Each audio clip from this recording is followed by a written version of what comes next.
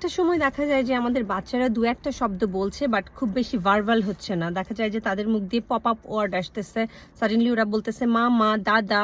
But এই কথাটাকে আপনি কিভাবে একটু এক্সটেন্ড করবেন, বাচ্চাকে আরও বেশি ভার্বাল বানাবেন, এর জন্য আমরা যে প্রসেসটা ফলো করি সেটাকে বলে যে ইকুইক কন্ট্রোল বা অর ইকো ফ্রেজ।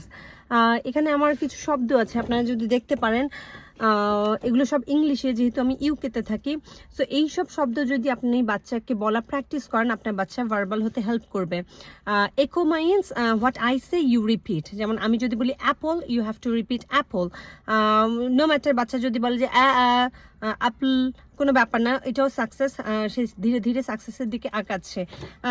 একই কন্ট্রোলের জন্য সবচেয়ে বড় ইম্পর্টেন্ট হলো প্রথম যে শব্দগুলো সেগুলো হতে হবে খুব বেশি simple but one syllable. Like এখানে লেভেল 1-এ যে শব্দগুলো আছে সেগুলো হলো pop, mom, cup, cat, dog, which is really easy to say. So তুমি আমি বলবো যে পপ, বাচ্চার দিকে তাকিয়ে যে সে পপ, সে ইউজ করবো না, it's confuse the child. Pop pop pop, বাচ্চা ওটা বলে ট্রাই করবে। এভাবে যদি আপনি একটা একটা করে প্রত্যেকটা ওয়ার্ড ধরে ধরে প্র্যাকটিস করেন লেভেল 1, লেভেল 2, লেভেল 3, তাহলে বাচ্চা খুব অ্যাকচুয়ালি এটা বাচ্চার সেন্টেন্স বিল্ড আপে, মোর টকিংয়ে অনেক অনেক বেশি হেল্প করে দিস ইকুইক কন্ট্রোল।